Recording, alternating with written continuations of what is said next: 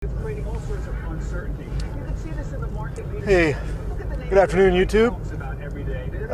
Coming at you again here, HTP live in lunchtime as usual.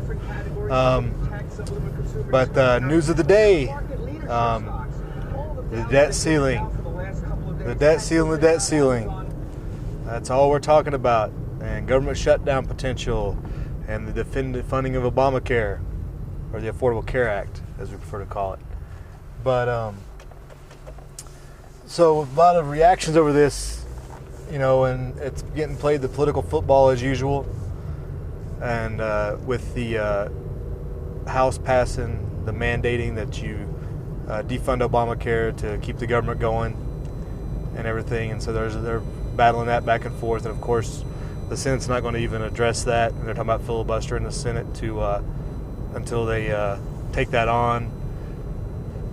And it's just a big mess, of course, which is the way they like it. But so we're down to less than 2 weeks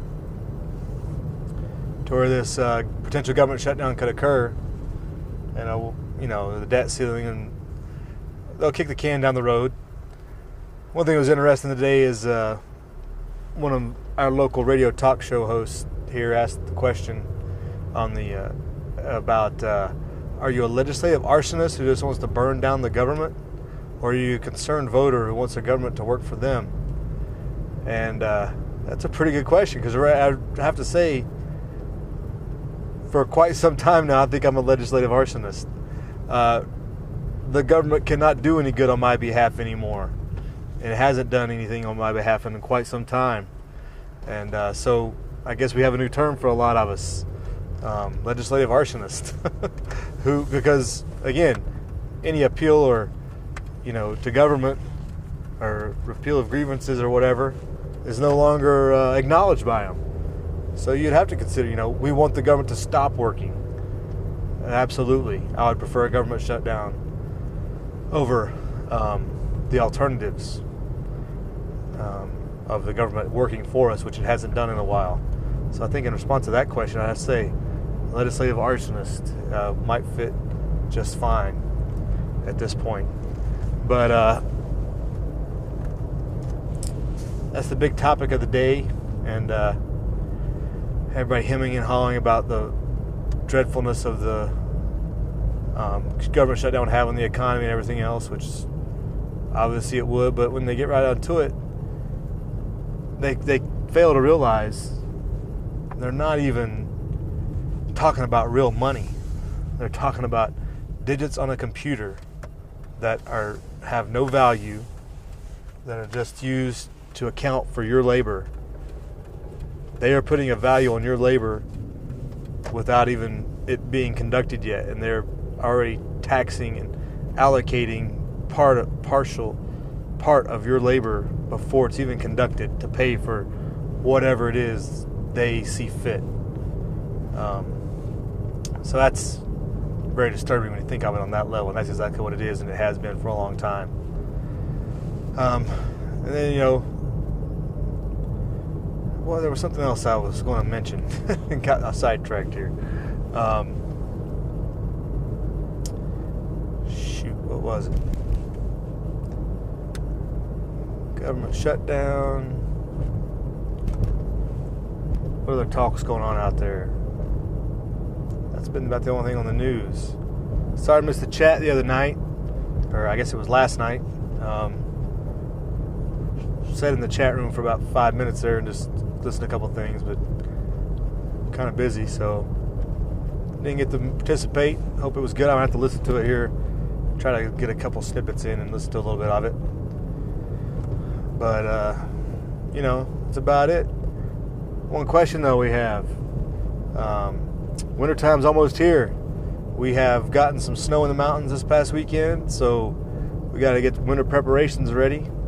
Looking forward to doing some winter preparation type stuff, as far as what to do to get ready for winter and the different things to do to help mitigate some of the effects of winter and whatnot.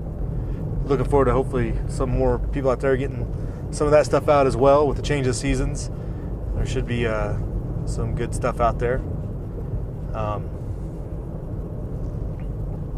There's one other thing. Let's talk about inflation. I think the Fed said inflation running about under 2% a year. I think was their quote from the last Fed meeting. And they want to get it up to 2% as a healthy inflation rate. And I really think you have to challenge anybody who says that inflation is running under 2% when you look at all the costs of everything that's going up. And I had a more recent example here that I think I want to show you as far as inflation goes. Let's take a look.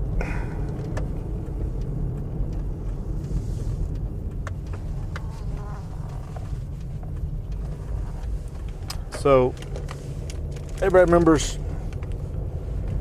know Taco Bell, they had the meal deal for the longest time. A couple of years ago it started.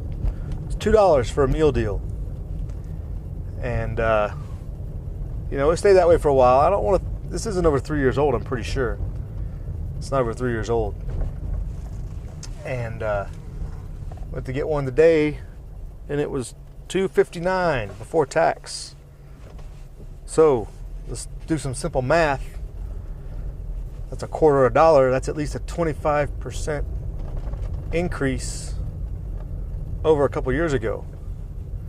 And I'm pretty sure that meal deal stayed at $2 for a while after they came out with it. So we're looking at what? 25% inflation over 2 years probably. Break that down, 12% inflation minimum just for this meal from Taco Bell. I guess you could say that Taco Bell's raising their price because of increased demand.